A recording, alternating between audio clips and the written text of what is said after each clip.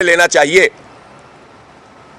جماعت اسلامی محب وطن، محب عوام، دیانتدار، الحمدللہ میں فرشتے نہیں لیکن باکردار لوگوں کی جماعت ہے، اور ہماری کوشش یہ ہوتی ہے کہ اس خراب ترین حالات میں بھی اپنے لوگوں کی تربیت اس طرح کریں کہ وہ ملک دوست ہوں، وہ پاکستان میں بدامنی کسی صورت قبول نہ کریں، وہ کنٹریبیوشن کریں، وہ امت کے تصور کے ساتھ جڑے ہوئے ہوں، وہ عوام دوست ہوں، وہ لوگوں کی خدمت کے جذبے سے معمور ہوں۔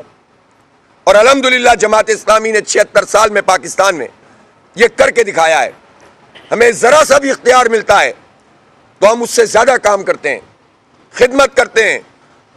آپ ہسٹری کراچی شہر کی اٹھا کر دیکھ لیجئے، عبدالستار افغانی، نعمت اللہ خان، یہ تو 2 میئر تھے، ان کے ساتھ تو پوری سینکڑوں لوگوں کی ایک ٹیم تھی۔ 1800 کونسلر تھے نعمت اللہ خان صاحب کے ساتھ جو جیتے تھے، کسی ایک پر بھی الحمدللہ کرپشن کا کوئی داغ نہیں ہے۔ کوئی ایسی پارٹی جو سامنے آئے اور ذمہ داری سے کام کرتے ہیں۔ ابھی اختیارات نہیں ہیں، water and sewerage corporation towns کے ماتحت نہیں ہے، Sindh solid waste management town کے ماتحت نہیں ہے، بہت بڑے بڑے ادارے بلدیاتی اداروں کے ماتحت نہیں ہے۔ اس کے باوجود صرف 2 مہینے ہوئے اختیار ملے ہوئے، ان 2-2.5 مہینوں میں پارکس بن رہے ہیں، کھیل کے میدان ٹھیک ہو رہے ہیں، کارپیٹنگ شروع ہو گئی ہے، سیوریج جو ہمارے ڈومین میں نہیں آتا اس کا کام شروع ہو گیا ہے، بڑی حد تک صفائی ستھرائی کا نظام بہتر ہو گیا ہے۔ تو یہ جماعت اسلامی ہے، اور جماعت اسلامی کی ملک کے ساتھ لائلٹی یہ ہے کہ آج بھی مشرقی پاکستان جو تھا، جس میں ہم نے پاکستان کی بقا کی جنگ لڑی اس لیے کہ ہم اس کو ایک مسجد سمجھ لیں، تو آج بھی ان کو پھانسیاں مل رہی ہیں وہاں۔ وہ پاکستان سے محبت کے جرم میں 40 سال 50 سال بعد بھی ان پر مقدمات چل رہے ہیں۔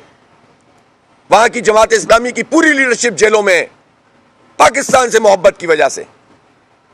ہم نے جو ہے وہ مختلف جگہوں پر نظریاتی جنگ بھی لڑی ہے، اور عملی طور پر بھی ہمارے کارکنوں نے جب ریاست کا فیصلہ تھا تو اس فیصلے کے نتیجے میں پاکستان کی جنگ جہاد کے میدان اور قتال کے میدان میں بھی لڑی ہے۔ اس لیے جماعت اسلامی اگر جیت رہی ہے تو اسے جیتنے دیا جائے، اور الحمدللہ عوامی رائے کے سروے بتا رہے ہیں کہ جماعت اسلامی پیش رفت کر رہی ہے، اور انشاءاللہ مجھے یقین ہے کہ اس مرتبہ کم از کم وہ مینیورنگ نہیں ہوگی اور نہیں ہو سکے گی کہ جس کے کچھ لوگ خواب دیکھ رہے ہیں اور اس خواب کی بنیاد پر اعلانات کر رہے ہیں۔ اس لیے میں اپنے کارکنوں سے بھی کہتا ہوں، اپنے ہمدردوں سے بھی، کہ اپنی مہم کو تیز تر کریں، گلی محلوں کی سطح پر رابطہ کریں۔ ہم کیا ہیں؟ ہم خدمت کرنے والے لوگ ہیں، ہمیں ایک پائی بھی اپنی ذات کے لیے نہیں چاہیے، اپنے امیدواروں کے لیے نہیں چاہیے۔ ہم یہ چاہتے ہیں کہ ہمارا اگر 312 ارب روپے کا تعلیم کا بجٹ ہے تو 312 ارب روپے کا تعلیم کا بجٹ سندھ کے عوام، ان کے بچوں پہ لگنا چاہیے، اسکولوں پہ لگنا چاہیے، اسکولوں کی حالت کو بہتر ہونا چاہیے۔ یہ تصور قائم ہو گیا کہ سرکاری اسکول کا مطلب ہے کہ تعلیم ہی نہیں ہوگی۔ یہ ہمارے ٹیکسوں کے پیسے ہیں، کراچی ٹیکس دیتا ہے تو ملک چلتا ہے، کراچی ٹیکس دیتا ہے تو 98% ریونیو کراچی سے سندھ کا جنریٹ ہوتا ہے، ایکسپورٹ ہم آدھی کرتے ہیں۔ تو پھر ہمارے بچوں کا، پورے صوبے کے بچوں کا، پاکستان کے بچوں کا یہ حق ہے کہ انہیں اسکول میں ہونا چاہیے اور ان کو برابر کی تعلیم ملنی چاہیے، معیاری تعلیم، برابر کی تعلیم ملنی چاہیے۔ سرکاری اسکول کا مطلب یہ نہیں ہے کہ کچھ نہیں بن سکے گا وہاں سے۔